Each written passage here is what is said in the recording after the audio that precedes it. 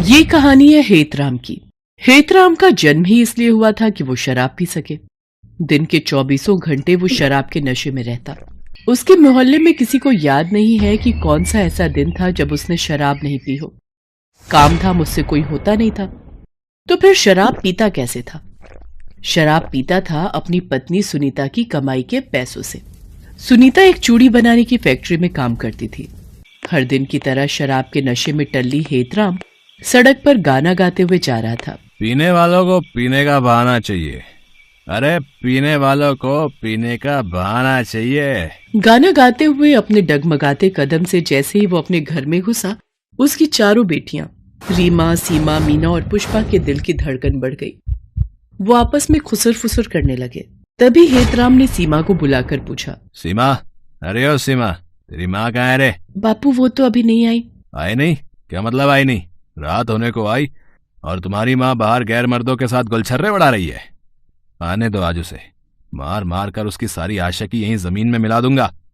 बेशर्म औरत, मेरी नाक कटा दी है इसने। पति घर पर आ गया है और वो बाहर मजे कर रही है। उसके मुंह से दारू का भपका उठ रहा था। सीमा ने अपनी नाक बंद की और चुपचाप खामोशी से अपने शराबी पिता की बात सुनने लगी। तभी सुनीता वहां आ गई। सुनीता को देखते ही हेतराम भड़क गया। आ गई आशिकी लड़ा कर? अरे शर्म नहीं आती तुझे? घर में 4 बेटियां हैं और तू दूसरे के साथ मुंह काला किए फिरती है। ये सब आप क्या कह रहे हैं? आपका दिमाग खराब हो गया है क्या? मेरा दिमाग खराब हो गया है? बदतमीज औरत है। मेरा दिमाग खराब हो गया है? इतनी रात तक तू कहाँ थी? काम पर गई थी, आपको पता नहीं है? चल बड़ी आई काम की धौंस देने वाली। ये बता इतनी रात क्यों हो गई? 100 बार बोल चुकी हूँ, काम बहुत है। अभी त्योहार आने वाले हैं, ज्यादा काम करना पड़ता है और इसके ज्यादा पैसे भी मिलते हैं, तभी तो घर चलता है। नहीं तो सारी कमाई तो आपकी शराब में चली जाती है। खुद तो कुछ करते नहीं, बीवी करे तो फालतू की बातें बनाते रहते हो। पत्नी के मुंह से ये बात सुनकर हेतराम को मिर्ची लग गई। उसने गुस्से में अपनी 8 महीने की गर्भवती पत्नी के पेट पर जोर से लात मार दी। वो जमीन पर गिर पड़ी और दर्द से करा उठी। सुनीता 5वीं बार गर्भवती थी। सुनीता तो पहली बेटी के बाद ही और बच्चे नहीं चाहती थी, लेकिन हेतराम को एक लड़के की चाहत थी। तू मुझे मत बता कि और बच्चे पैदा करने की नहीं। मर्द हूं मैं तेरा। मर्द की जो मर्जी होती है वही होता है और उसी में औरत का भला भी होता है। इसलिए अपनी जबान बंद रख और मर्द की बात सुन। अगर नहीं सुनेगी तो तेरी इस बेटी को रेल की पटरी पर फेंकाऊंगा, समझी? बेचारी सुनीता क्या करती? अब इस बात को कौन सी माँ बर्दाश्त करती कि उसके बच्चे को कोई रेलवे ट्रैक पर फेंकाए। हेतराम की धमकी ने सुनीता को एक बच्चा पैदा करने वाली मशीन बना दिया और एक लड़के की चाहत में सुनीता ने 4 लड़कियों को जन्म दे दिया और वो 5वीं बार भी गर्भवती हो गई थी। सुनीता दर्द से करा रही थी, लेकिन हेतराम को उससे कोई फर्क नहीं पड़ता था। वो तो अब भी नशे में बड़बड़ाए जा रहा था। जबान चलाती है? मेरे सामने जबान चलाती है? अरे शुक्र मना मेरे जैसा सीधा साधा पति तुझे मिला है, नहीं तो तेरी इस बदजबानी पर तेरी जान ले लेता। ये कहकर उसने फिर से उसके पेट पर मारने के लिए अपना पैर उठाया। ये देखकर चारों बेटियां भागती हुई आई और अपने पिता के आगे रो रो कर और गिड़गिड़ा कर कहने लगी, बाबा बाबा, माँ को छोड़ दो, भगवान के लिए माँ को छोड़ दो।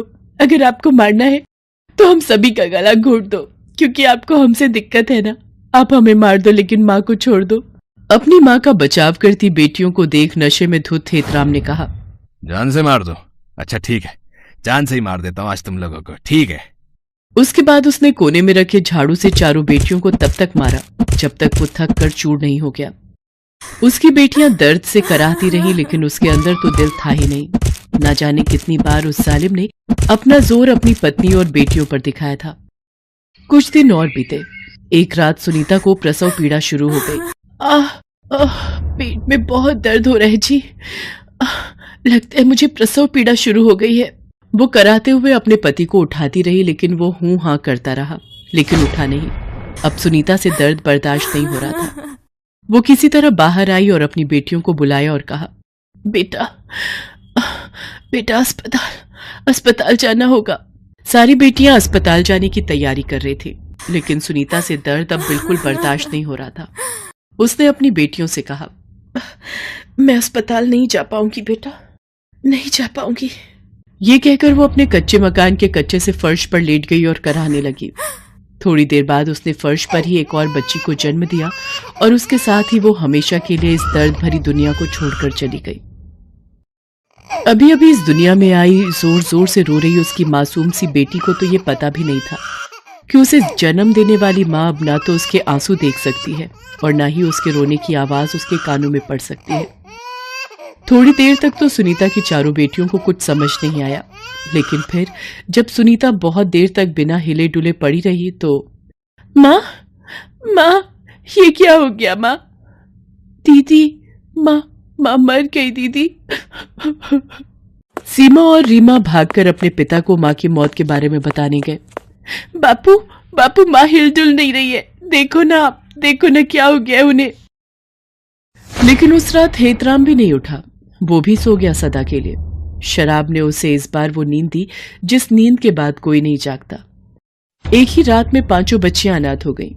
नन्ही सी अभी अभी इस दुनिया में आई मुन्नी भूख के मारे रो रही थी, लेकिन घर में कुछ था कहाँ जो उसे मिलता। किसी तरह सीमा पड़ोस से थोड़ा दूध मांग कर ले आई। उसने उस मासूम को दूध पिला दिया, वो सो गई। उसके बाद सभी बहनें अपने माता पिता का अंतिम संस्कार करने शमशान घाट पहुंची। माँ बापू, सभी ने उनका अंतिम संस्कार किया। जब वो अंतिम संस्कार कर घर लौट रही थी तो जोरों की बारिश शुरू हो गई। बारिश इतनी भयंकर थी कि ऐसा लगा कि उस बारिश में सब खत्म हो जाएगा, और खत्म हुआ भी। माँ बाप तो उन 5 बच्चियों के चले ही गए थे। उनके घर पर बिजली गिर गई और उनका कच्चा मकान जलकर खाक हो गया। चारों बहनें जब घर पहुंची और अपने घर का यह हाल देखा, भगवान हमें क्यों छोड़ दिया? अरे हमें भी मार दो ना, हमें सब छीन लिया, सब कुछ बिना गलती के हम सभी को जीवन भर की सजा दे दी। अरे मार दो। कहाँ ऊपर वाले, आओ सामने, हम नहीं डरते तुमसे, हमें मार दो। पूरी रात बेचारी वो बच्चियां एक पेड़ के नीचे रोते हुए बिताती हैं। सुबह उसकी छोटी बहन फिर से रोने लगी, लेकिन बार बार तो दूध मांगकर नहीं पिलाया जा सकता ना। कहाँ से लाए इसके लिए दूध, हम कहाँ से लाए? बहुत खराब किस्मत लेकर आई हो तुम मेरी बहन, बहुत खराब। सभी बहनें कुछ काम करने का सोच रही थी, क्योंकि बिना कुछ किए जीवन की गाड़ी तो चल नहीं सकती थी।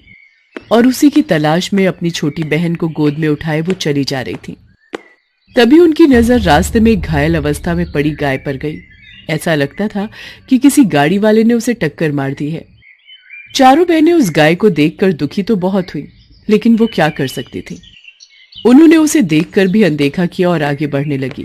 तभी वो गाय जोर जोर से रंभाने लगी। ऐसा लगा कि वो उन्हें कह रही हो कि मेरी मदद करो। चारों बहनों के पैर अनायास ही रुक गए। पुष्पा, पता नहीं मुझे ऐसा क्यों लगा कि ये गाय रंभाकर हमसे मदद मांग रही है।